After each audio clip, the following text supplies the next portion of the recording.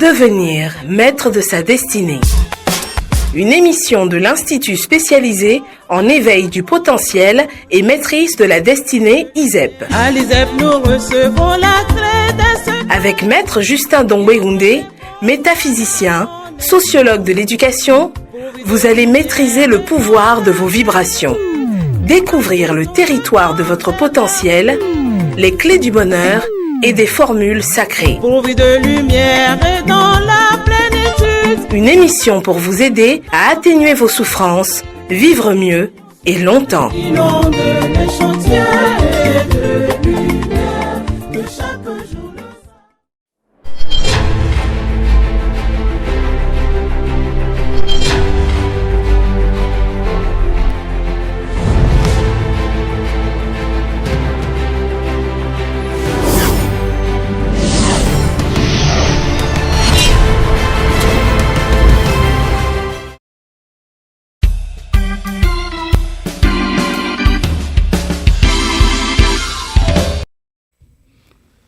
Je voudrais saluer, avant de lancer ce sujet de réflexion, je voudrais suggérer tout simplement que tous ceux, toutes celles qui sont actuellement en train de travailler pour l'installation des comités dans les quartiers, dans les quartiers de ville et dans les villages, tous ceux, toutes celles qui collaborent avec nos étudiants, je voudrais suggérer qu'ils s'activent davantage. Qui s'active d'autant que c'est la voie unique aujourd'hui qui puisse permettre au grand nombre d'avoir accès à la connaissance qui libère, d'avoir accès à la connaissance juste, d'avoir accès à la connaissance vraie. Et une fois que vous avez la connaissance vraie, vous allez progressivement quitter l'ignorance. Et ce sera la meilleure manière de laisser la graine de la vie germer en vous. À tous les étudiants et étudiantes qui se battent sur le terrain, je voudrais vous saluer à nouveau et vous féliciter. Alors à présent, nous allons venir à ce sujet de réflexion. Regardons ensemble. Nous sommes tous des visiteurs de ce temps et de ce lieu. Je dis bien, nous sommes tous des visiteurs de ce temps et de ce lieu. Nous ne faisons que le traverser. Notre but, je dis bien notre but, est d'observer. Notre but est d'apprendre. Notre but est de grandir et d'aimer. Après, nous rentrerons à la maison. Voilà ce que nous dit ce sujet de réflexion. Alors dites-moi en commentaire si c'est vrai que nous rentrerons à la maison. Mais de quelle maison s'agit-il? Si c'est vrai que nous ne sommes que des visiteurs ici, quels sont donc les autochtones que nous sommes venus trouver à notre arrivée sur place ici? Dites-moi en commentaire si vous pensez réellement que nous sommes des visiteurs de ce temps. De quel temps et de quel lieu parle le sujet? Vos réponses en commentaire. Le sujet nous propose un but. Observer, apprendre, grandir et aimer. Est-ce vrai selon vous? Dites-moi en commentaire ce que vous avez déjà observé depuis que vous êtes ici. Ce que vous avez appris depuis que vous êtes ici. Comment ressentez-vous que vous avez grandi? Je ne pense pas qu'il s'agisse seulement de la taille, non, ni de l'âge. Dites-moi en commentaire si vous aimez vraiment. Et pour finir, réfléchissez au pourquoi et au comment observer, apprendre, grandir et aimer. Réfléchissez au pourquoi et comment de tout ça. Merci de partager ce sujet de réflexion avec vos proches afin qu'ils alimentent, ce sujet de réflexion alimente le quotidien de chacun de vous. Je vous invite à présent à suivre cette chanson pour dégager les leçons de vie qu'elle vous inspire. Suivons cette chanson.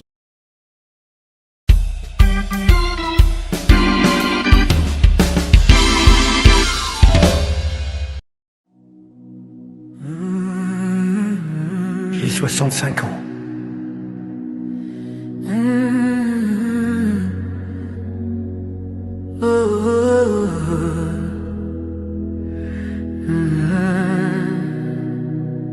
J'ai 65 ans. 37 ans de craie, de sueur, de silence. J'ai formé ce pays. Et aujourd'hui, ce pays me doit. Je ne m'en dis pas. Je réclame justice. De Libreville jusqu'à Oyem, j'ai marché dans la poussière. Franceville, Port-Gentil, j'ai porté la lumière. Des classes surchargées, des tableaux fatigués. Mais mon cœur n'a jamais quitté l'idée d'éduquer. Oh. J'ai corrigé la nuit pendant que la ville dormait. J'ai acheté la craie quand l'école en manquait. J'ai essuyé des larmes, j'ai calmé des tempêtes. J'ai donné du rattrapage sans rien demander peut-être. Aujourd'hui je suis vieux, mais je suis pas fini. C'est mon corps qui fatigue, pas mon esprit. On me dit laisse ça aux jeunes, ton temps est passé. Mais ma dignité, elle n'a pas démissionné. Payez ce que vous nous devez. Honte, À l'État qui fait traîner. J'ai servi ce pays, j'ai porté sa maison. mais on me laisse au sol avec une petite pension. Je ne demande pas la charité. Je réclame la vérité, Une dette reste une dette. même si mes cheveux ont blanchi. Ma dignité n'a pas pris sa retraite, non. Ma dignité vit. 3 ans de démarche, 3 ans de couloir, des portes qui se ferment, des regards sans histoire. J'ai écrit au budget, silence comme une tombe. J'ai saisi le médiateur, mon dossier s'encombre. Fonction publique promet Vérification, pendant que moi je compte les jours, les factures, l'attention. Mon nom n'apparaît jamais sur les listes affichées, comme si j'avais rêvé. d'avoir travaillé Et ma santé descend, comme un soleil qui tombe. diabète dans le sang. Médicaments qui manquent. Ma femme se fatigue Petit boulot, petit pas. et mes petits-enfants me demandent Grand-père, pourquoi hey, comment leur dire que la patrie m'a oublié. que celui qui enseigne Fini humilié. payez Oh, ce que vous nous devez. honte, Honte à l'État qui fait traîner. oh, J'ai servi ce pays, j'ai porté sa maison. mais on me laisse au sol avec une petite pension. Je ne demande pas la charité. Je réclame la vérité, Une dette reste une dette. même si mes cheveux ont blanchi. Ma dignité n'a pas pris sa retraite. Ma dignité vive. Ah, vous qui signez les papiers, vous qui avez été nos élèves, vous savez ce qu'on a fait pour ce pays. On a enseigné la droiture, la loi, la citoyenneté. Alors appliquez la loi à vous-même, parce que le salaire dû doit être payé, parce qu'une créance, c'est un bien, et voler le bien d'un homme, c'est une honte nationale. Je ne suis pas seul, non, Nous sommes des centaines, des enseignants retraités, des vies pleines de peine, certains sont morts déjà, sans toucher leur appel. et leurs veuves continuent dans l'indifférence cruelle. Ce combat traverse le temps, Traverse les générations, ce n'est pas du bruit, c'est une réparation. on ne peut pas bâtir demain Sur le mépris d'hier, on ne peut pas parler d'avenir en piétinant les maîtres. À l'opinion publique, Ouvrez les yeux, écoutez. si l'État peut ignorer ses dettes sans jamais payer, Quel message aux jeunes? quelle confiance demain? Aujourd'hui c'est moi, demain ce sera le tien. Et Payez, payez, ce que vous nous ce que vous nous devez. devez. Honte, honte, à l'État qui fait traîner. J'ai servi ce pays, J'ai porté sa maison. mais on me laisse au sol avec une petite pension. Je ne demande pas la charité. Je réclame la vérité, Une dette reste une dette. même si mes cheveux ont blanchi. Ma dignité n'a pas pris sa retraite, non. Ma dignité vit.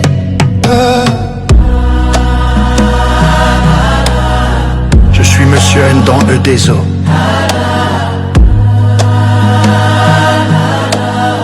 Un vieux maître debout.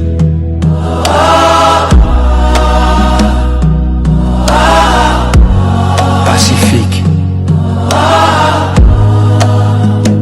Mais debout. Et tant que je vivrai, je ne baisserai pas les bras.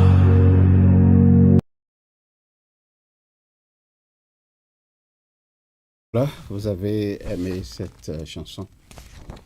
La première fois que moi je l'ai suivie, j'avoue, j'ai passé une trentaine d'années dans la carrière. J'ai été, comme beaucoup d'autres, instituteurs au départ.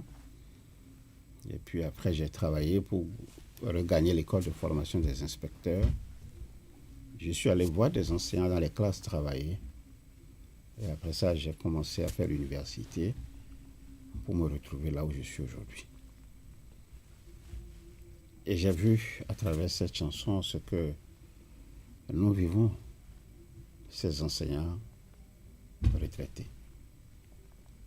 Pas forcément les enseignants retraités, mais pour ce que je sais, ce monsieur que vous avez entendu, que vous avez suivi, et qui vous a vraiment donné le cœur et vous a tracé le chemin.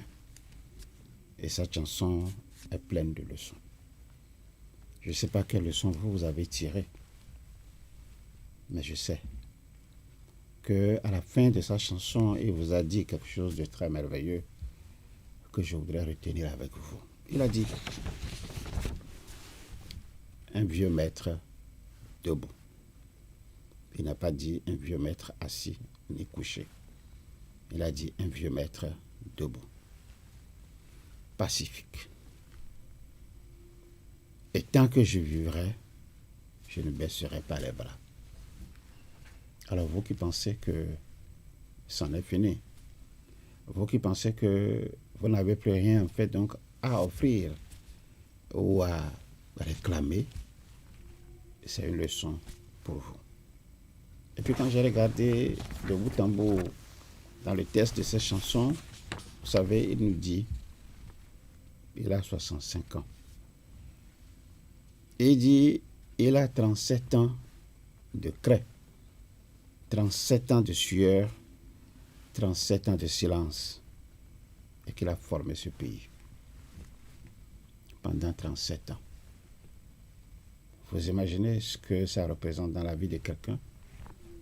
37 ans. 37 ans de craie, 37 ans de sueur, 37 ans de silence. Mais demandez-vous, et c'est ça la leçon de la vie, il a gardé le silence devant quoi? Devant quoi il a gardé le silence? Et quand vous vous posez dans cette question, il vous dit qu'il ne réclame que justice. Donc il a gardé le silence devant l'injustice pendant tout ce temps. Il vous dit, ce pays me doit. Il a gardé le silence pendant 37 ans devant ce que son pays lui doit. Vous avez suivi, il a dit, j'ai marché dans la poussière.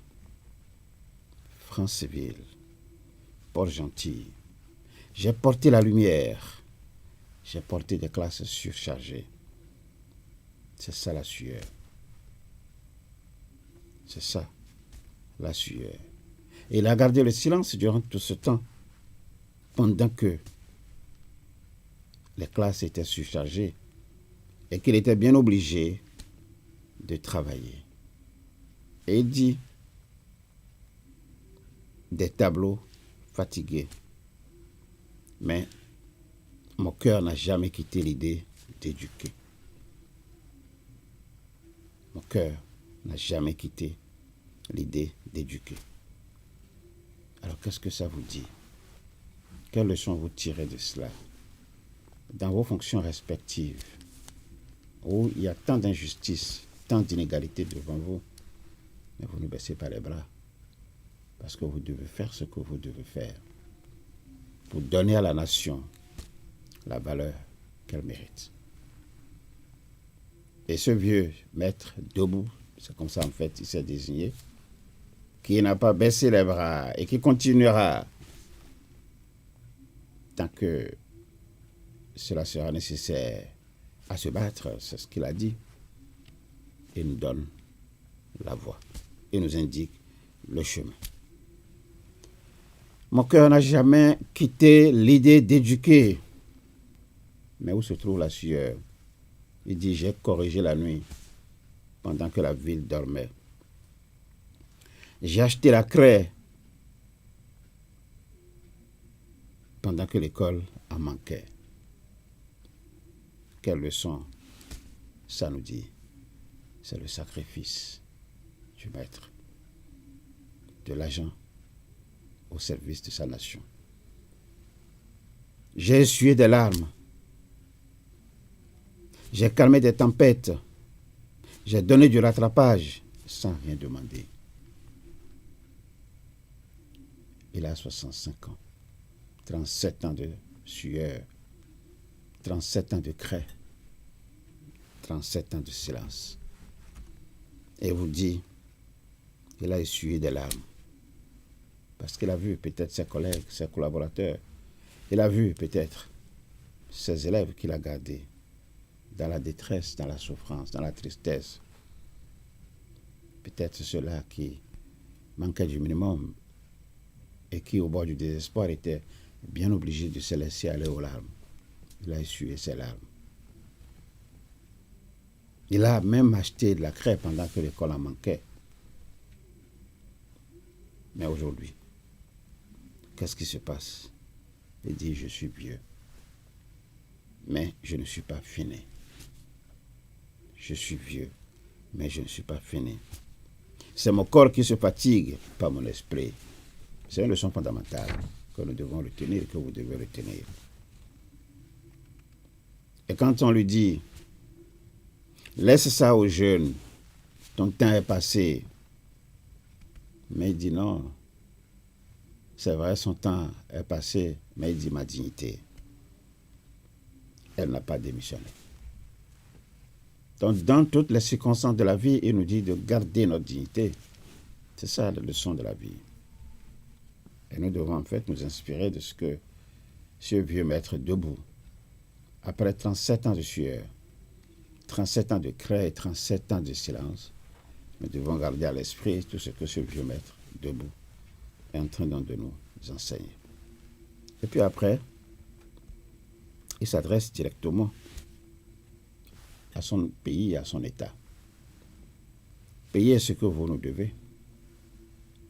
Honte à l'État qui fait traîner. Et il rappelle à cet État, j'ai servi ce pays, j'ai porté sa maison. Mais on me laisse au sol avec une petite pension. C'est à l'État qui dit ça. On me laisse au sol avec une petite pension. Je ne demande pas la charité. Je réclame ma vérité. Une dette reste une dette. Même si mes cheveux ont blanchi, ma dignité n'a pas pris sa retraite. Donc malgré les difficultés dans lesquelles il se trouve peut-être en ce moment à l'âge de 65 ans, il continue de garder la dignité. Alors imaginez celui-là, il est de quelle génération?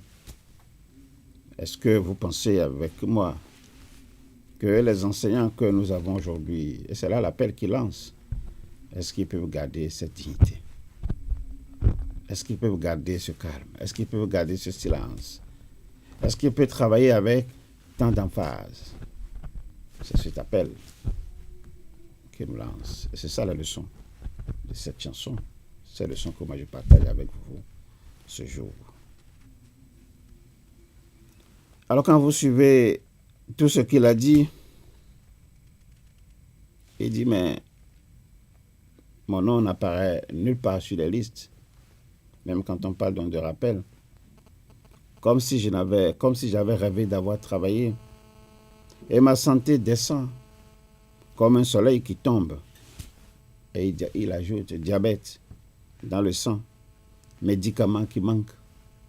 Ma femme se fatigue, petit boulot par ici, petit boulot par là. Et mes petits-enfants me demandent, grand-père, mais pourquoi? Pourquoi avoir fait tout ça? Et pourquoi aujourd'hui ne pas en profiter? Comment leur dire que la patrie m'a oublié? Comment il peut dire à ses petits-enfants que la patrie oublie ceux qui travaillent pour elle? C'est un appel qu'il lance. Et dit que celui qui a enseigné finit humilié. Voilà le constat triste auquel il a abouti. Il dit, vous avez enseigné pendant des années, mais vous finissez toujours humilié. Je ne sais pas si c'est votre cas. Si c'est votre cas, dites-le en commentaire. Dites-moi ce que vous ressentez, quelles leçons vous autres vous avez tirées de cette chanson-là.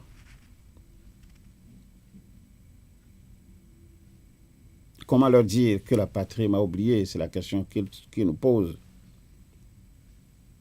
Que celui qui enseigne finit humilié, payez ce que vous nous devez. Honte à l'État. L'État qui fait traîner les choses. Et il dit, ma dignité n'a pas pris sa retraite. Je ne vais pas en fait vous tendre la main autrement. Vous me devez, c'est ça que je réclame. Vous qui signez les papiers, vous qui êtes nos élèves, vous savez ce qu'on a fait pour ce pays. On a enseigné la droiture, on a enseigné la loi, on a enseigné la citoyenneté.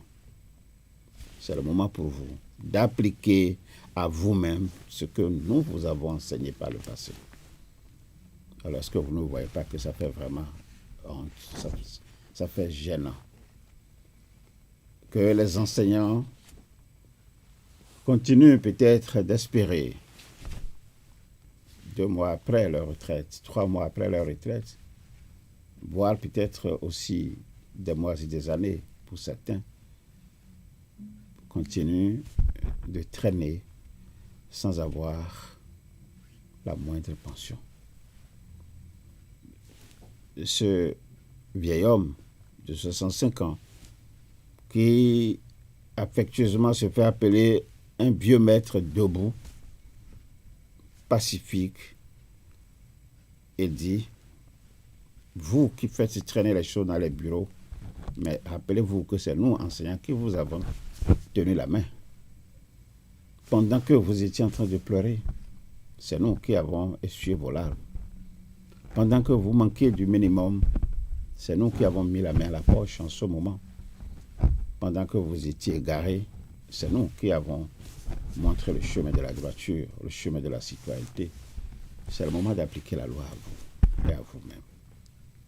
J'espère que ceux qui se sentent concernés sont dans le besoin de rectifier le tir, peut-être, si demain, si après-demain, ou si un jour, ils avaient la responsabilité de débloquer une situation qui a longtemps traîné et concerne un enseignant, un vieux maître. Celui-là qui ne réclame pas la charité, mais qui ne demande que la vérité, que cette vérité puisse s'appliquer à lui et à tous. Il rappelle que le salaire dû doit être payé. Il rappelle que la créance est un bien et que voler le bien d'un homme, c'est une honte nationale. Je ne suis pas seul, dit-il. Nous sommes des centaines. Nous sommes des enseignants retraités par milliers. Il ajoute des vies pleines de peine. Certains sont morts déjà. Sans toucher leur appel, et leurs veuves continuent de se battre. Ce combat traverse le temps. Ce combat traverse les générations. Ce n'est pas du bruit, c'est une réparation qu'il faut établir. On ne peut pas bâtir demain sur le mépris d'hier. C'est une grande leçon qu'il nous apporte. On ne peut pas bâtir demain sur le mépris d'hier. On ne peut pas parler d'avenir en piétinant les maîtres. Et il s'adresse maintenant à l'opinion publique. Il demande, ouvrez les yeux, écoutez. Ouvrez les yeux, écoutez. Si l'État peut ignorer ses dettes sans jamais payer, quel message laisse-t-il aux jeunes? Donc c'est à l'opinion publique maintenant que ce vieux maître s'adresse. Quel message laisse-t-il aux jeunes? Quelle confiance établit-il pour demain? Et il finit en disant, honte à l'État qui fait traîner, je dis bien qu'il fait traîner les choses. Vous avez entendu son nom? Moi, je préfère ne pas le prononcer pour ne pas heurter sa sensibilité s'il est en train de m'écouter. Mais je retiens de lui un vieux maître, debout, pacifique. Et tant que je vivrai, ça je le cite, je ne baisserai pas les bras. Voilà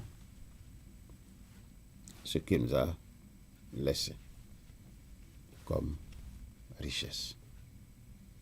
Je voudrais donc juste m'arrêter là pour vous inviter à suivre maintenant un plan qui a été écrit depuis des siècles pour empêcher l'Afrique de devenir une superpuissance. Tout ceci dans Force de savoir.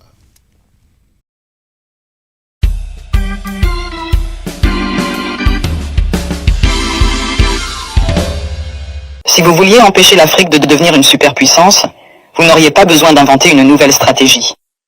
Le plan a déjà été écrit, testé et perfectionné au fil des siècles. Vous commenceriez par vous assurer que l'Afrique ne s'unisse jamais. Le moyen le plus simple de le faire est de maintenir les gens divisés selon des lignes ethniques, tribales et religieuses. S'ils commencent à travailler ensemble, rappelez-leur les griefs passés. Ravivez les vieilles blessures, financez les mouvements séparatistes, maintenez les différends frontaliers non résolus. Assurez-vous qu'à chaque fois qu'ils font un pas en avant, ils en font deux en arrière parce qu'ils sont trop occupés à se battre entre eux. Vous installeriez des dirigeants qui servent des intérêts étrangers, pas leur peuple. Trouvez les plus corrompus, les plus facilement manipulables, ceux qui désirent la richesse et le statut plus que le progrès. Offrez-leur le pouvoir en échange de leur loyauté. Si un leader émerge qui se soucie réellement de l'Afrique, débarrassez-vous de lui. Assassinez-les si nécessaire. Mais si c'est trop compliqué, déstabilisez simplement leur gouvernement et soutenez un coup d'État. S'ils parlent de nationaliser les ressources, faites-en un exemple. S'ils essaient d'unir l'Afrique, éliminez-les avant que l'idée ne se propage. Vous maintenez l'Afrique économiquement faible en vous assurant qu'elle ne s'industrialise jamais. Laissez-les exporter des matières premières, mais ne les laissez jamais les transformer eux-mêmes. Contrôlez les mines, les champs pétrolifères, les minéraux rares. Gardez-les à vendre à bas prix et à acheter cher. Si un pays essaie de se libérer et de construire ses propres industries, sabotez-le. Imposez des sanctions, déstabilisez sa monnaie. Financez l'opposition locale, faites s'effondrer son économie. Si cela ne fonctionne pas, orchestrez une guerre civile. Les gens ne peuvent pas construire quand ils sont trop occupés à essayer de survivre. Vous vous assureriez que leur système éducatif produit des travailleurs, pas des innovateurs. Enseignez-leur une histoire qui glorifie leurs oppresseurs. Faites-leur croire que leurs cultures sont primitives, que leurs ancêtres étaient des sauvages, que leur avenir dépend de l'approbation étrangère. Entraînez-les à mémoriser, pas à penser de manière critique. Gardez leurs meilleurs et plus brillants à la recherche d'opportunités à l'étranger. Faites-leur rêver de quitter l'Afrique plutôt que de la réparer. Offrez des bourses qui emmènent leurs esprits les plus brillants vers l'Occident et ne les encouragez jamais à revenir.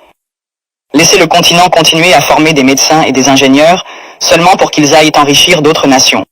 Vous contrôleriez leurs récits. Possédez leurs médias. Contrôlez leurs histoires. Dictez leur image au monde. Faites-leur croire qu'ils sont corrompus, sans espoir, éternellement en crise. Inondez leurs écrans de pornographie de la pauvreté et de zones de guerre. Montrez-leur des publicités caritatives qui leur font croire qu'ils sont impuissants, sans l'aide étrangère. Minimisez leur réussite.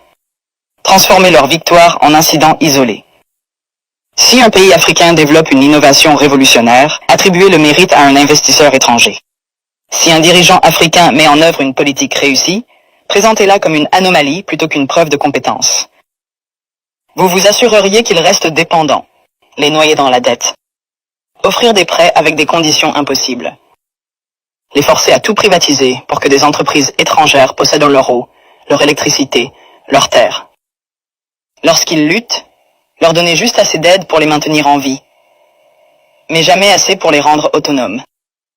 Utiliser des œuvres de charité pour créer une culture de dépendance plutôt que de résilience. Les faire penser que l'intervention étrangère est nécessaire, qu'ils ne peuvent pas résoudre leurs propres problèmes, qu'ils ont toujours besoin d'aide de l'extérieur. Vous supprimeriez leurs forces militaires. Maintenir leurs armées faibles, leurs industries de défense inexistantes. Leur vendre des armes pour qu'ils se battent entre eux, mais ne jamais les laisser développer une technologie militaire de pointe.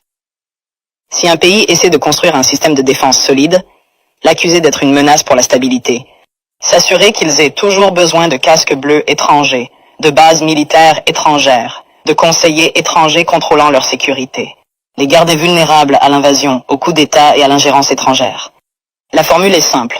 Diviser, corrompre, exploiter, désinformer, contrôler. Les maintenir en train de se battre entre eux. Les faire regarder à l'extérieur pour des solutions. Les garder pauvres, dépendants, en insécurité. S'assurer que chaque tentative de se libérer rencontre une résistance si forte que la génération suivante y réfléchisse à 2 fois avant d'essayer à nouveau. Ce n'est pas une théorie, c'est l'histoire. La vraie question n'est pas comment empêcher l'Afrique de devenir une superpuissance. C'est comment l'Afrique peut briser le cycle, malgré tous les efforts pour la maintenir à terre. Voilà, j'espère que vous avez été émus d'écouter ce que nous a dit ce test. Ce test qui dit, ça a été écrit depuis des siècles pour empêcher l'Afrique de devenir une superpuissance. Je vais essayer de relire avec vous ce que j'ai retenu. Si vous voulez empêcher l'Afrique de devenir une superpuissance, vous n'auriez pas besoin d'inventer une nouvelle stratégie. Le plan a déjà été écrit, testé et perfectionné au fil des siècles. Vous commenceriez par vous assurer que l'Afrique ne s'unisse jamais. Alors regardez ce qui se passe autour de vous. Un pays contre un autre. Et à l'intérieur d'un même pays, comment les ethnies se battent. On va dire le nord contre le sud contre le nord. Et à l'intérieur d'une même ethnie, comment les riches vont se battre contre les pauvres. Et à l'intérieur d'une même famille, est-ce qu'il y a cette unité? Donc ne pensez pas que c'est venu comme ça ex nihilo. Ça a été écrit, ça a été testé, ça a été essayé et voilà le résultat que nous vivons. Le test continue en disant, si il faut que l'Afrique ne s'unisse jamais, le moyen le plus sûr de le faire est de maintenir les gens divisés selon des lignes ethniques, selon des lignes tribales et religieuses. S'ils commencent à travailler ensemble, rappelez-leur les griefs passés, ravivez les vieilles blessures, financez les mouvements séparatistes, toujours pour les diviser. Maintenez les différents fronts alliés non résolus. Assurez-vous qu'à chaque fois qu'ils font un pas en avant, ils en font deux en arrière parce qu'ils sont trop occupés à se battre entre eux. Donc, ils ne peuvent pas se mettre ensemble pour construire quelque chose de durable, de solide. Il faut les diviser, qu'ils se battent entre eux. C'est ce qu'on appelle diviser pour régner. Donc, si les Africains, au lieu de se donner la main, au lieu de prendre conscience de ce que c'est leur division qui les ruine, vous comprenez bien qu'ils ne servent que d'autres objectifs, alors qu'ils vont penser que c'est leurs objectifs qui servent. Il y a des gens derrière qui tirent la ficelle et qui les obligent à se battre les uns contre les autres, afin que eux qui tirent la ficelle restent tranquilles à ruiner et à piller leur pays. Force de savoir. Et le texte continue en disant « Trouvez les plus corrompus, les plus facilement manipulables, ceux qui désirent la richesse et le statut plus que le progrès. » Et où est-ce qu'il faut trouver ces gens-là? L'école les prépare, l'école les forme. Les plus corrompus, les plus manipulables, ceux qui recherchent le statut plus que le progrès. Donc, cela que nous appelons dans le jargon fond à Koé. Donc, le progrès de leur pays ne les intéresse pas, pourvu qu'eux, ils soient dans le progrès. Le texte dit que c'est sur ces gens-là qu'il faut s'appuyer pour éviter que l'Afrique devienne une puissance et une superpuissance. Offrez-leur le pouvoir en échange de leur loyauté. Alors, s'ils veulent être loyaux à la puissance qui doit les installer, allez, il faut les mettre au pouvoir. Offrez-leur le pouvoir en échange de leur loyauté. Si un leader émerge qui se soucie réellement, de l'Afrique, débarrassez-vous de lui. Assassinez-les si nécessaire. Mais si c'est trop compliqué, déstabilisez simplement le gouvernement de ceux-là et soutenez un coup d'État. S'il parle de nationaliser les ressources, faites-en un exemple. S'ils essaient d'unir l'Afrique, éliminez-les. Ces citoyens africains qui veulent que l'Afrique s'unisse, éliminez-les avant que l'idée ne se propage. Vous maintenez l'Afrique économiquement faible en vous assurant qu'elle ne s'industrialise jamais. Vous voyez un peu ce plan conçu dans l'ombre, testé depuis des siècles, vous voyez ce que ça a prévu pour nous, les Africains. Laissez-les exporter leurs matières premières, mais ne les laissez jamais les transformer eux-mêmes. Contrôlez les mines, contrôlez les champs pétrolifères, contrôlez les minéraux rares. Gardez-les à vendre à bas prix et à acheter cher. Donc, le texte dit, le plan dit simplement, s'il s'agit de leur matière première, achetez ça à bas prix. Mais quand vous reviendrez maintenant à leur vendre ce que vous avez transformé, il faut que ça devienne très cher. Vous voyez, les gens qui ont pensé à la place des Africains, qui se sont souciés de comment il faut les maintenir dans la dépendance, dans la soumission, dans le sous-développement. Et ils se sont assis, ils ont écrit ce texte, ce plan, qu'ils ont appliqué depuis des siècles et que ça leur marche. Et le texte dit, si un pays essaie de se libérer et de construire ses propres industries, saboter ce pays. Imposer des sanctions, déstabiliser la monnaie de ce pays, financer l'opposition locale, faites s'effondrer son économie. Si cela ne fonctionne pas, orchestrez une guerre civile. Les gens ne peuvent pas construire quand ils sont trop occupés à essayer de survivre. Quand ils sont trop occupés, ils ne peuvent pas construire un pays. Alors regardez autour de vous. Le quotidien des humains, c'est comment survivre. Et quand ils sont dans le besoin de survivre, ils ne peuvent pas construire. C'est ce que le plan là nous dit. Ah, vous voyez un peu ce que c'est? Vous vous assureriez que leur système éducatif produit des travailleurs, mais pas des innovateurs. Ils vont travailler, mais jamais innover. Enseignez-leur une histoire qui glorifie leur oppresseur. Faites-leur croire que leurs cultures sont primitives, que leurs ancêtres étaient des sauvages, que leur avenir dépend de l'approbation étrangère. Vous voyez un peu, quand quelqu'un va se mettre devant les jeunes pour dire l'Afrique n'est pas suffisamment entrée dans l'histoire. Vous voyez un peu ce que c'est? Donc, un plan savamment orchestré, préparé, testé, actualisé chaque fois et qui s'adapte aux réalités que nous vivons. Donc, c'est un test qui doit pouvoir vous permettre, vous qui m'écoutez en ce moment, de lire entre les lignes et de regarder derrière les apparences pour commencer à vous demander, mais comment ça a pu nous arriver? Comment ça a pu nous arriver? Et vous comprendrez quand le test ou le plan prévoit d'enseigner une histoire qui glorifie l'oppression. Donc, ça veut dire que ceux qui sont opprimés vont être contents même d'être opprimés, puisqu'il faut glorifier leurs oppresseurs.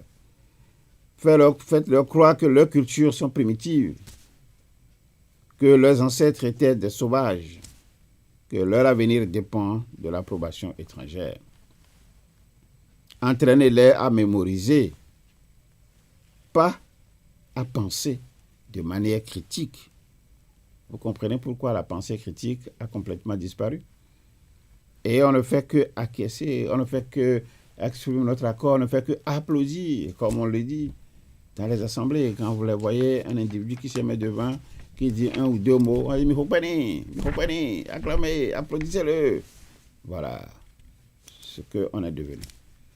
Les voix ne vont pas s'élever pour dire, mais écoutez, ce que vous venez de dire là, moi j'ai vu ça, j'ai vu cet aspect, j'ai vu cet aspect. Le plan avait déjà prévu qu'il faut faire en sorte que les gars ne mémorisent que ce qu'on leur dit, mais jamais penser de manière critique. Regardez autour de vous, même dans vos services, quand le patron est là, il a parlé, tout le monde dit, bon d'accord, on est d'accord avec le patron. Mais combien sont-ils, ces agents, à lever la voix, de façon critique, à montrer ce qui est bon et à montrer ce qui est mauvais? Combien sont-ils? Gardez leur meilleur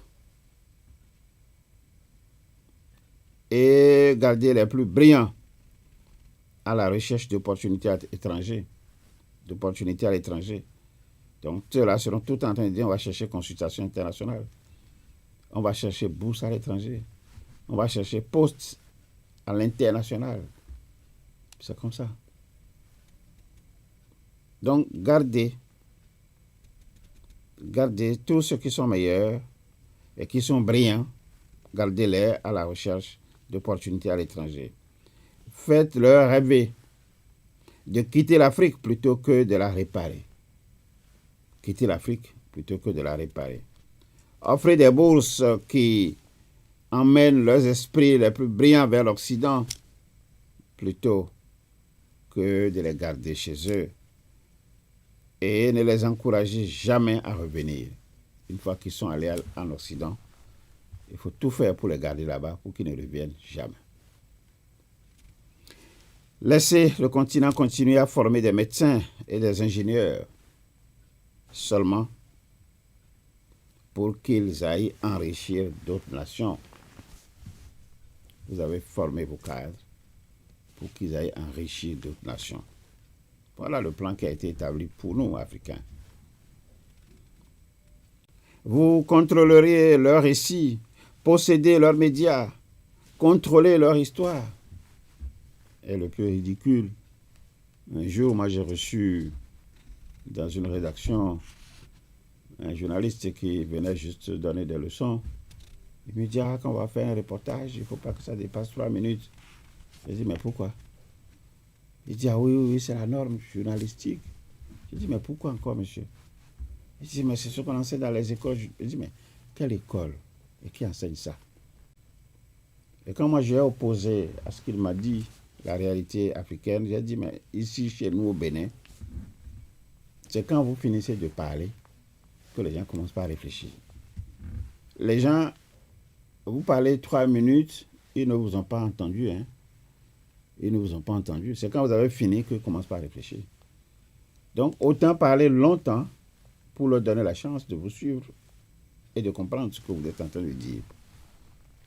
Ah non, ah non, ah non. J'ai dit, mais voilà ce qu'on appelle de l'autocensure. Ah oui, si on fait comme ça, c'est comme si on ne respecte pas. Mais dit, monsieur, c'est très bien.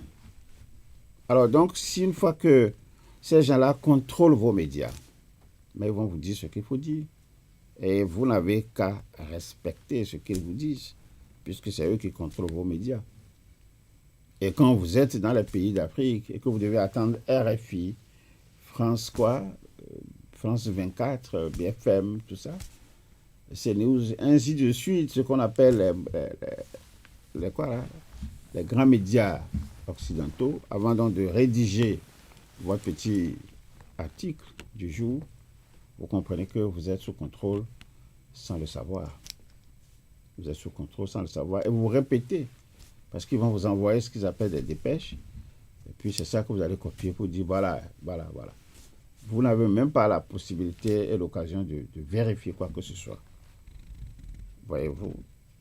Donc c'est cela. Contrôler leur histoire, posséder leurs médias, dicter leur image du monde et dicter leur image au monde.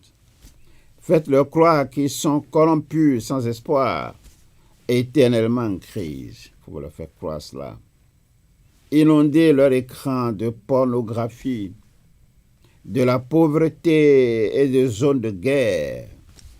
Alors vous allumez vos téléphones aujourd'hui, vous allumez vos écrans de télévision, mais c'est tout le temps la guerre qu'on est en train de vous montrer.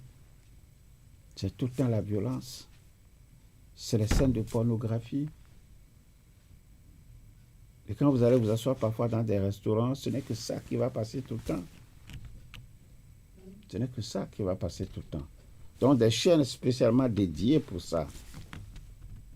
Un peu comme s'il y a un contrat entre ces propriétaires de restaurants et ces chaînes qui diffusent tout ce qu'elles sont appelées à diffuser pour que l'Afrique, en consommant ce qu'ils diffusent, reste dans l'état qu'on a préparé aux Africains. Voyez-vous? Alors quand on vous dit, faites-leur croire qu'ils sont corrompus sans espoir, éternellement en crise, inonder leurs écrans de pornographie, de la pauvreté et des zones de guerre. Montrez-leur des publicités caritatives qui leur font croire qu'ils sont impuissants sans l'aide étrangère. Alors quand vous regardez aujourd'hui en Afrique, quand même les populations dans un petit village peuvent se lever pour réparer un pont, ils vont plutôt se mettre devant le pont qui est mal fichu et vont dire au secours, au secours, au secours. Et tout le monde attend l'aide des fondations, l'aide des ONG avant d'avancer. Quel est ce monde qu'on a préparé pour les Africains? Un monde de dépendance absolue, un monde mentalement fichu, qui est mal fichu. Voyez-vous? Alors tout ça, c'est un plan. C'est en cela que, force de savoir, en nous révélant tout ça aujourd'hui, ça doit nous préparer à nous lever. Puisqu'ils disent, il faut tout faire pour qu'ils croient qu'ils sont impuissants, sans l'aide étrangère. Minimiser leur réussite, même si c'est grand, même s'ils ont fait quelque chose de beau, il faut toujours dire que c'est petit. Minimiser leur réussite. Transformer leur victoire en incident isolé. Si un pays africain développe une innovation révolutionnaire, attribuer le mérite à un investisseur étranger. Si un dirigeant africain met en œuvre une politique réussie, présentez-la comme une anomalie plutôt qu'une preuve de compétence. vous vous assureriez qu'ils restent dépendants, les noyer dans la dette. Donc, il faut tout le temps les couvrir des dettes, pour les noyer dans la dette. Offrir des prêts avec des conditions impossibles, des pourcentages, et avec un peu comme des années devant, s'étendant sur des dizaines, je ne sais pas combien, pour dire, bon, le prêt là, vous allez payer peut-être pendant 20 ans, pendant 30 ans. Et combien de fois vous allez payer sans le savoir?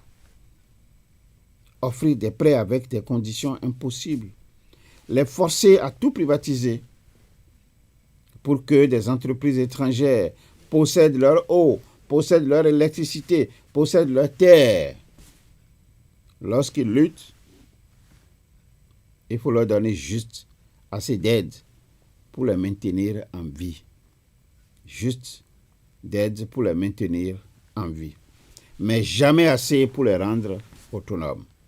Vous voyez un peu ce que c'est? Jamais pour nous rendre autonomes. Utiliser des œuvres de charité pour créer une culture de dépendance plutôt que de résilience.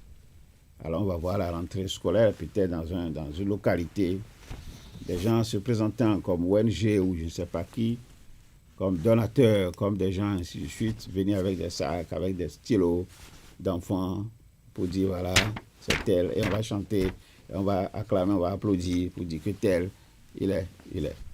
Voilà l'idée qu'il y a derrière ces actes que nous suivons, ces actes que nous vivons parfois. Les faire penser que l'intervention étrangère, je dis bien que l'intervention étrangère est nécessaire, que les étrangers interviennent chez vous, que c'est nécessaire, qu'ils ne peuvent pas résoudre leurs propres problèmes, qu'ils ont toujours besoin d'aide de l'extérieur. Il ne faut jamais qu'ils pensent, les Africains, qu'ils peuvent tout résoudre par eux-mêmes. Jamais. Voilà le plan. Vous supprimeriez leurs forces militaires, maintenez leurs armées faibles, leurs industries de défense inexistantes, leur vendre des armes pour qu'ils se battent entre eux, mais ne jamais les laisser développer une technologie militaire de pointe. Si un pays essaye de construire un système de défense solide, qu'est-ce que vous devez faire? Il faut l'accuser d'être une menace pour la stabilité. Voilà ce que l'Occident a préparé. Il faut s'assurer qu'ils aient toujours besoin de casques bleus étrangers, de bases militaires étrangères, de conseillers étrangers contrôlant leur sécurité, les garder vulnérables à l'invasion, au coup d'État et à l'ingérence étrangère, qu'ils soient vulnérables à tout ça. La formule est simple. Qu'est-ce qu'il faut faire? Diviser, corrompre, exploiter, désinformer, contrôler. Voilà ce que l'Occident a prévu pour l'Afrique. Les maintenir en train de se battre entre eux, les faire regarder à l'extérieur pour des solutions, les garder pauvres, dépendants, en insécurité, s'assurer que chaque tentative de se libérer rencontre une résistance si forte. Que la génération suivante y réfléchisse à 2 fois avant d'essayer à nouveau. Ce n'est pas une théorie, c'est l'histoire des Africains. La vraie question n'est pas comment empêcher l'Afrique de devenir une superpuissance.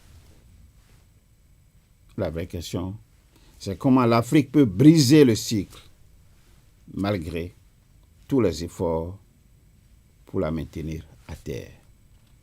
Donc voilà ce que Force du Savoir nous présente ce jour. Et je pense, si je suis revenu là-dessus, c'est parce que c'est d'actualité. Et c'est notre quotidien en Afrique. C'est le quotidien que les citoyens de chaque pays africain vivent. Et nous avons besoin de comprendre que ce n'est pas venu de Dieu, ce plan. C'est les hommes qui ont élaboré ce plan. et qui font tout pour empêcher l'Afrique de devenir superpuissance, comme leur État à eux. Alors, il revient de faire quoi? C'est aux États de se prendre en charge.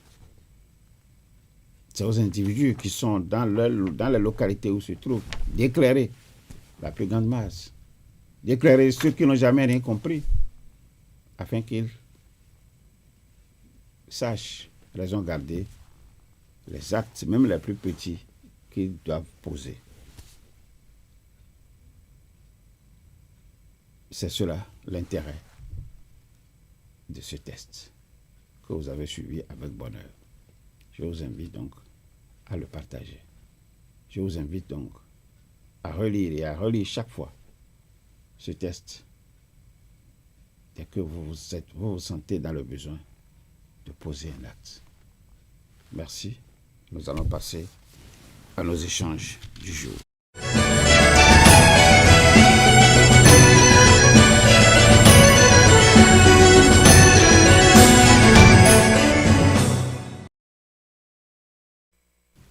Merci à tous ceux qui sont en train de nous suivre et qui nous envoient leurs commentaires assez intéressants. Ils sont nombreux déjà à me faire parvenir ici leurs commentaires. Même si c'est bonjour, bien-aimé frère maître, il faut le créer. Ça sécurise l'émission. Il faut l'envoyer dans tous les groupes dans lesquels vous êtes, pour inviter ceux qui en ont la possibilité de nous suivre en direct. C'est une manière, la manière la plus simple d'augmenter le nombre de ceux qui nous suivent en direct. Ce sera votre contribution afin de nous encourager à continuer le travail. Alors, nos échanges de ce jour, ça porte sur ce que j'appelle l'étude de base de votre entreprise. C'est déjà affiché sur votre écran. L'étude de base de votre entreprise pour mieux vous orienter sur le chemin de la vie. Alors, vous savez, je vais partir d'une petite histoire. J'ai reçu un jour en consultation dans mon bureau à Cotonou un visiteur qui m'a parlé des difficultés qu'il rencontre dans son travail. Il dispose, dit-il, d'une entreprise qui, par le passé, a prospéré juste pour 5 ans. Et depuis quelques années, il ne gagne plus aucun marché.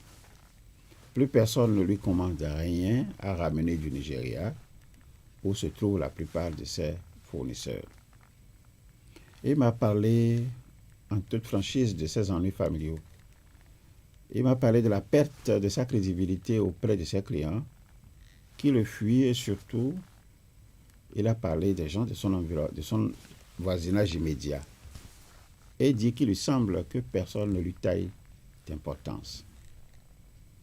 Il a passé, a-t-il dit, auprès de 3 amis de l'argent, et ses amis, par le passé, n'avaient recours qu'à lui. Il dit qu'il a honte chaque fois qu'il entend leur voix au téléphone ou qu'il lit leurs écrits sur sa messagerie. Et chaque fois que ces amis-là le relancent pour récupérer leurs sous, il dit, maître, j'ai du mal à leur dire la vérité. Il ne fait que faire des promesses qu'il ne tient presque jamais. Et il dit, ma femme et mes enfants ne me respectent plus.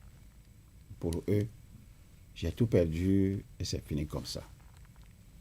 Je suis devenu comme un bébé vie, c'est-à-dire un petit bébé, chez moi. Il dit, j'écoute et je me tais. Parfois, je pleure seul la nuit, dans mon lit.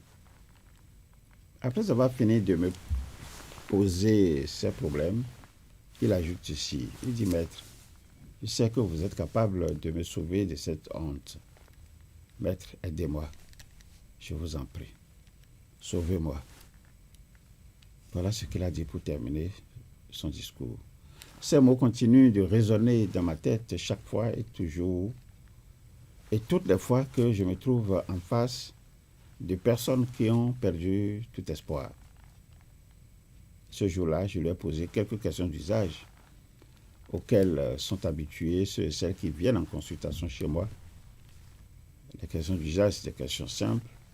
Et puis j'ai insisté sur à quoi il attribue sa chute. Ce qu'il a présenté comme une descente aux enfers, à quoi il attribue ça? Il a dit sans détour que c'est les gens de son entourage qui lui ont jeté un mauvais sort. Il a insisté sur un monsieur qui, dit-il, aurait promis de le détruire. Peut-être. En ce moment même que vous êtes en train de me suivre, je dis bien peut-être, vous vous trouvez dans une situation similaire. Si ce n'est pas vous, peut-être que vous avez un proche à vous, un proche parent qui se trouve dans le dénuement. En fond, on dit Zanzanyon Badablé, c'est-à-dire littéralement, le matin est bon, mais le soir est gâté. Ce sujet est votre sujet. Dites-moi en commentaire si c'est vrai. Invitez vos proches à s'abonner à notre chaîne parce que ici, nous disons la vérité crue sur des sujets qui touchent directement le vécu quotidien de chacun.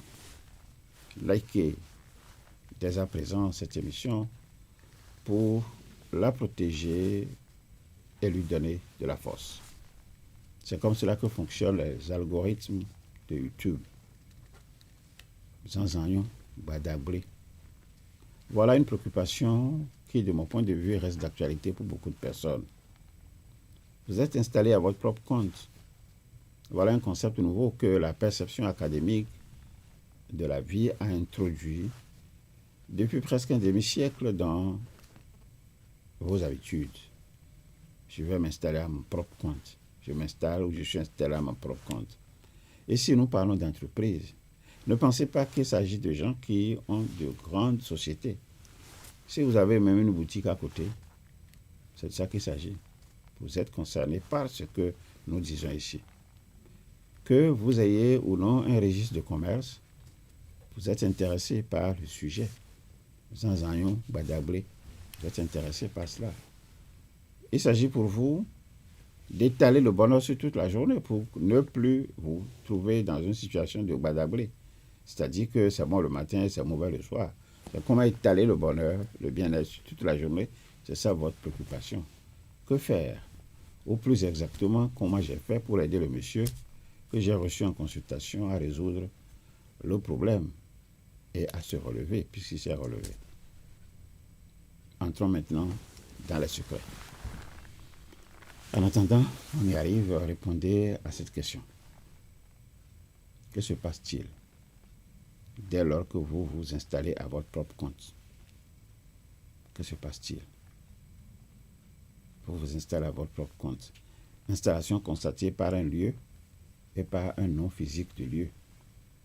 Que se passe-t-il dès lors que vous avez un atelier de couture que vous avez peut-être dénommé Dieu est grand, peut-être. Vous avez peut-être un hôtel connu dans votre localité, peut-être du nom de Hibiscus ou je ne sais pas quoi. Vous avez un garage que l'on peut facilement identifier dans le coin de la rue que vous avez dénommé le défi. Vous êtes promoteur d'établissement, d'un bar-restaurant, d'un établissement privé à l'échelle maternelle, primaire, secondaire, universitaire. Enseignement, c'est ça que je suis en train de vous parler. Et vous avez ou non un titre d'entreprise. Et ça porte un nom, votre entreprise. Les exemples sont à foison. Il y a au moins 2 raisons qui nécessitent que vous sachiez ce qui se passe dans votre entreprise, quelle que soit sa taille. Qu'il s'agisse d'une boutique, d'un restaurant, d'un atelier, tout ce que vous avez comme activité, il est important de savoir comment ça se passe. Je vais partir d'une expérience qui illustre le rôle que joue le lieu d'implantation de votre entreprise. Vous savez, dans mes domaines de compétences, il y a un exercice que j'appelle visite de terrain. Et c'est au cours de cet exercice que je me déplace physiquement pour établir des constats afin d'appréhender les contours invisibles de plaintes formulées au cours d'une consultation en face à face. Quand cela est nécessaire, c'est assez rare que je me déplace, mais quand c'est nécessaire, je le fais. Alors j'avais reçu un monsieur. Il est héritier d'un hôtel qu'il gère pour le compte des nombreux enfants de son feu père, lesquels, à un moment donné, ont commencé par le soupçonner de détournement des fonds, de gabegie financière, de favoritisme. Et l'hôtel est entré en faillite avec le risque de fermeture. Et ce risque était grand. Le monsieur est menacé de destitution parce qu'on l'a élu comme responsable. Et il s'attendait à être chassé de l'hôtel parce que c'est là où il habite avec sa famille. Il a rejeté plus d'une fois la convocation de l'assemblée de la famille pour mettre à exécution la menace de destitution. Il affichait visiblement, quand moi je l'ai reçu, un état dépressif lié aux troubles bipolaires parce que j'ai relevé au cours de notre entretien qu'il était très triste, très anxieux, très en colère, désespéré. Il vivait presque seul ces moments d'isolement et la fatigue associée à la perte d'intérêt pour ses activités perturbait sérieusement son sommeil. Il ne dormait pratiquement plus et il manquait régulièrement d'appétit. Sa capacité de concentration a pris un coup et cela l'a entraîné dans une haine envers lui-même et ça a entraîné une apathie et une indifférence indescriptibles vis-à-vis des autres. Il était à la limite dans du délire et se plaignait de nombreuses douleurs corporelles. Aucun traitement médical, a-t-il dit, n'a pu le sortir de cette situation pour lui restaurer ou lui restituer son état de santé initial. Il était au bord des larmes quand moi je l'ai reçu en consultation. Et cela a débouché sur la nécessité et l'urgence de ma visite. Donc j'ai décidé d'aller visiter les lieux. Alors 2 jours plus tard, il a rempli les formalités. Et quand il a rempli les formalités, je me suis déplacé. Vous savez, à l'entrée de l'hôtel, j'ai poussé mon véhicule que je conduisais moi-même à cette époque hors des limites de l'espace réservé. Il était surpris et il m'a demandé après, mais que s'est-il passé? C'est là que je lui ai révélé qu'il y avait dans l'invisible un piquet, c'est-à-dire un homme, qui avait été placé juste à l'entrée de l'hôtel pour changer d'itinéraire à tous ceux, c'est-à-dire les clients qui vont s'entêter, qui vont essayer d'imaginer que l'hôtel est là. Lui, le piquet, était chargé de ça. Et le rôle de ce piquet invisible était de dire aux téméraires, c'est-à-dire aux gens qui, malgré tout, insistaient à entrer, leur dire que l'hôtel a changé de site, que l'hôtel a changé de lieu. Ce piquet invisible, donc ce type qui était là, mais dans l'invisible, indiquait à ceux qui s'aventuraient vers lui, il indiquait un endroit vague que personne n'était en mesure de retrouver. C'était le premier constat que j'ai fait sur les lieux. Le deuxième constat était que j'ai été pris par le maître d'hôtel, mais avant qu'on entre dans l'hôtel, j'ai constaté donc que tout l'hôtel était couvert d'une toile invisible à l'allure d'une bâche, dont les enseignes indicatives de l'hôtel n'étaient plus visibles pour faciliter l'orientation aux clients. Et ceux qui venaient dans le quartier ne retrouvaient plus l'endroit qu'ils connaissaient avant. Parce que par le passé, ils avaient peut-être passé des nuits là, ils ont été là, ils ont fait des manifestations, mais ils ne retrouvaient plus. Alors ceux-là repartaient vers d'autres hôtels et ils repartaient tous déçus. Quand je suis descendu de ma voiture, donc j'ai observé ça et aussitôt accueilli par le maître d'hôtel, j'ai fait le tour de quelques chambres. Le constat était désolant, triste, très triste. La plupart des lits étaient couverts de ce qu'on appelle des effluves, dont l'exhalaison fétide n'était pas loin du gaz qui s'échappe des fosses des anses, communément appelées toilettes ou WC mal entretenues. C'est-à-dire, quand vous rentrez dans les chambres, ces chambres dégagent des odeurs inhabituelles, malgré le soin que les agents conviés à l'entretien mettaient pour nettoyer et le sol, et le lit, tout ça. Et tout visiteur qui entre dans une chambre est aussitôt repoussé par cette odeur étouffante. Tel était le constat que moi j'ai fait lors de ma visite. Et c'est un constat auquel j'ai apporté des réponses en 3 axes. Premier axe, c'est de chasser le piquet. Deuxième axe, c'est d'enlever la bâche qui recouvrait l'hôtel. Et le troisième axe, c'est de procéder au nettoyage complet des chambres. Et il a été question aussi de poser un quatrième acte, c'est-à-dire de placer ce que nous appelons un vertisseur, une sorte de gyrophare au-dessus du toit pour rediriger maintenant les clients. Les résultats, j'imagine que vous voulez savoir. Oui, likez, partagez l'émission. Abonnez-vous dès maintenant si vous ne l'avez pas encore fait. Abonnez-vous à notre chaîne. Cliquez sur la cloche de notification pour ne plus rater les émissions de ce genre. Je dis les résultats, je vous les confie. Les résultats ont été spectaculaires. Imaginez la suite. En dehors du lieu où vous avez implanté votre entreprise, vous devez savoir, et ça, c'est mes conseils que je vous donne, vous devez savoir que votre entreprise est un corps vivant. Si vous ne savez pas ce qui se passe dans votre corps, vous ne serez pas en mesure de vous donner les bonnes orientations. Je vais vous passer maintenant l'histoire d'un couturier, communément appelé ici au Bénin tailleur. C'est un monsieur que j'ai reçu et il était très bien connu sur la place pour la qualité de ce qu'il fait, pour la célérité dans son travail et surtout le respect de la parole qu'il donne à ses clients. Donc il était très bien respecté. Il est venu en consultation chez moi un jour se plaindre de ce qu'il venait de perdre une seconde épouse en l'espace de 3 ans. Il était inconsolable ce jour-là, entraînant sa tante qui l'a accompagné en consultation dans des pleurs, elle aussi. J'avais mis beaucoup de temps avant de les calmer. À l'issue de mes investigations, savez-vous ce que j'ai découvert? Vous serez étonné. C'est le nom attribué à l'atelier de couture qui était à l'origine du décès successif de ces 2 épouses. C'est vraiment incompréhensible, non? Donnez-moi vos avis en commentaire. Si c'est incompréhensible, dites-moi que c'est incompréhensible. Je vous convie encore à nous voir partager l'émission aux 4 coins du monde. Parce que ici, nous disons la vérité crue sur des réalités inaccessibles au commun des mortels.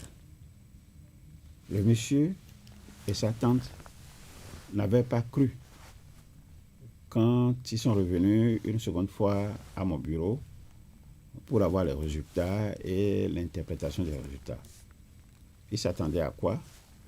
Ils s'attendaient à ce que moi je leur confirme ce qu'ils ont déjà entendu ailleurs et ils m'ont dit qu'en 3 endroits différents qu'ils ont fréquentés avant l'ISEP, on leur a dit qu'il s'agit de sorciers à la base du dernier décès de son épouse et que ces sorciers s'apprêtaient à faucher la vie à 2 de ses enfants dans le but de le plonger dans des dettes dont il ne sera jamais capable de se relever.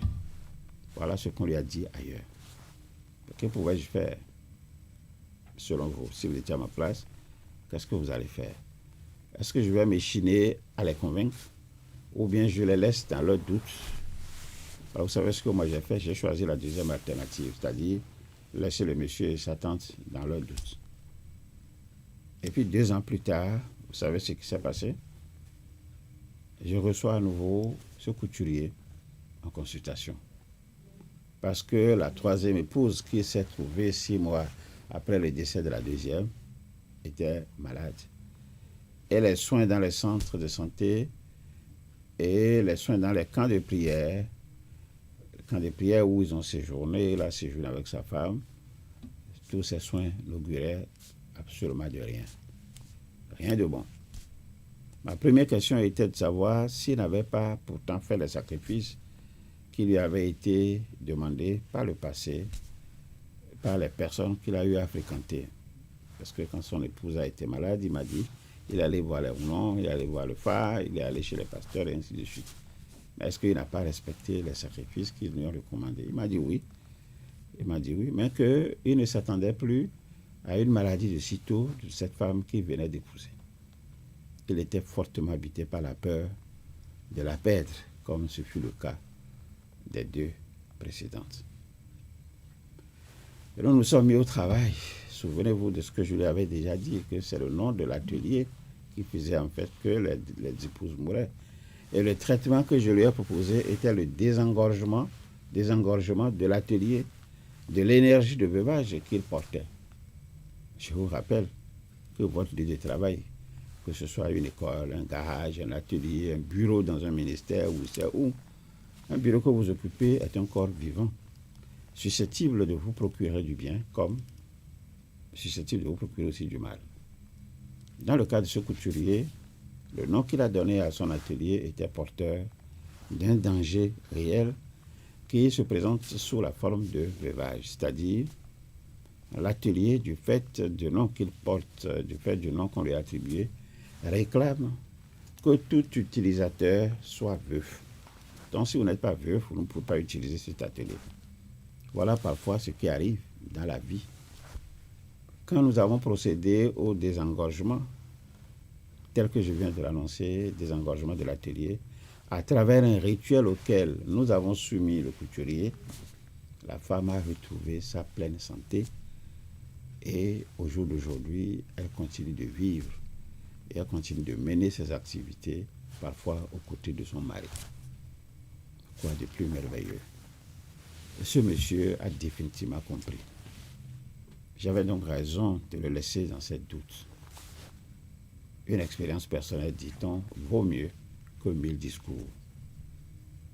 Et si c'est vrai, dites-le moi dans vos commentaires. Ce monsieur, il fait partie aujourd'hui de ceux qui nous soutiennent. Je parle de l'ISEP. Ceux qui... Il explique aux autres la philosophie de l'ISEP. Il explique l'efficacité des préconisations de l'ISEP et surtout l'instantanéité de nos résultats. J'ai cette expérience que vous vous demandez là maintenant, où vous vous trouvez.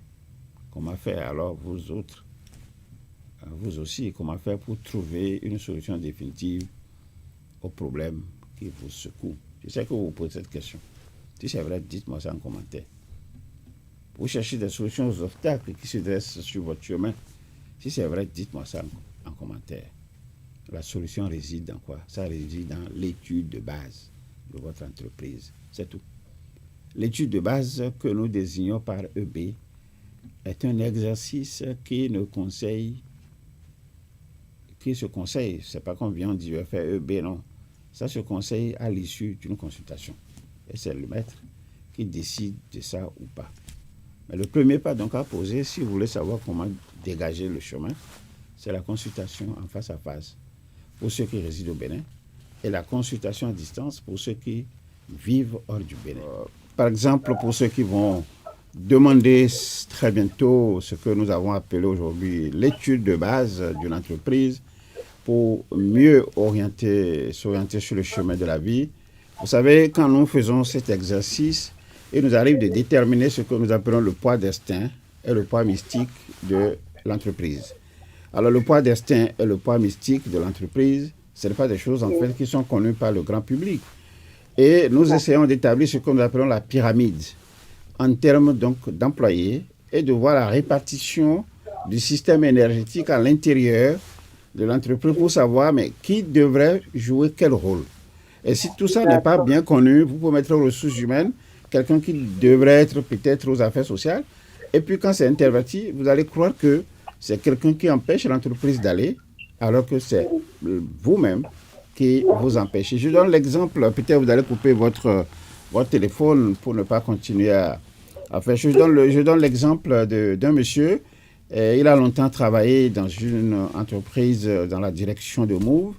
Et puis après 13 ans, il a pris sa retraite. Et puis il a dit, bon, mais écoutez, je fais une société. Vous savez, la suite, c'est qu'il a fait la société et ils sont deux actionnaires. Donc, il est associé à quelqu'un et puis il a lancé une opération parce qu'il était en train d'importer des produits liquides du Koweït. Et puis, une fois ça a marché, 2 fois ça a marché, 3e fois, paf, la douane a bloqué au niveau du Koweït. Donc, tout a été gardé là-bas. Alors, nous, on a essayé de faire l'étude de base de la société. Moi, je lui ai dit, non, monsieur, vous n'êtes pas le patron de votre entreprise. Il dit, mais qu'est-ce que je dis là? J'ai dit, mais oui, vous n'êtes pas le patron. Le patron, c'est plutôt celui que vous appelez votre associé. Et que c'est lui qui devrait, en principe, signer les chèques. C'est lui qui devait lancer les commandes. Et vous serez là, peut-être là, vous serez là à recevoir. Il était tellement surpris. J'ai dit, bon, alors, ce qu'on va faire, est-ce que vous avez envie de voyager pour aller au Koweït? Il m'a dit oui. J'ai dit, bon, très bien. Alors, nous allons intervertir les rôles. Et j'ai procédé à cela. Et puis, vous savez, ils sont allés. La situation a été tellement vite débloquée qu'ils s'y attendaient le moins. Et c'est depuis ce jour, donc, quand nous avons approfondi l'exercice, qu'il est allé, en fait, voir qu'il était nécessaire que son ami soit co-signataire de ce chèque. Et puis, les activités ont fortement repris. Donc, c'est dire que c'est important. Je prends également le cas d'une dame. Elle a une boutique. Et puis, bon, elle se plaint de ce qu'elle ne vend pas.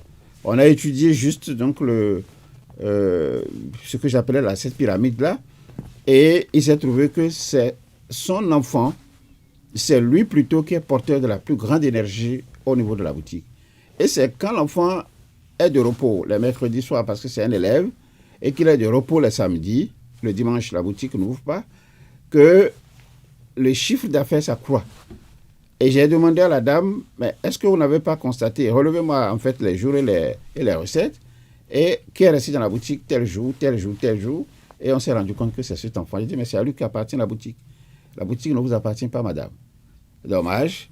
Il suffit tout simplement qu'on change un peu les rôles. Ce qu'on va faire, madame, elle dit oui, dites à votre enfant, avant d'aller même à l'école, de passer dans la boutique chaque matin et d'y arriver peut-être chaque soir avant de rentrer chez lui.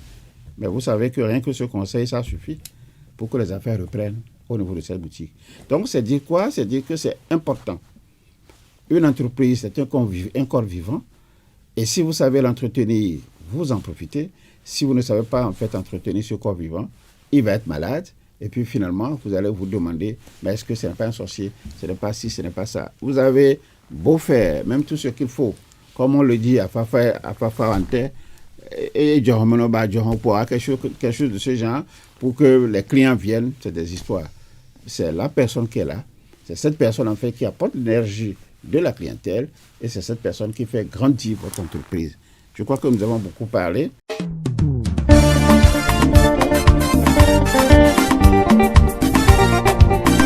Devenir maître de sa destinée.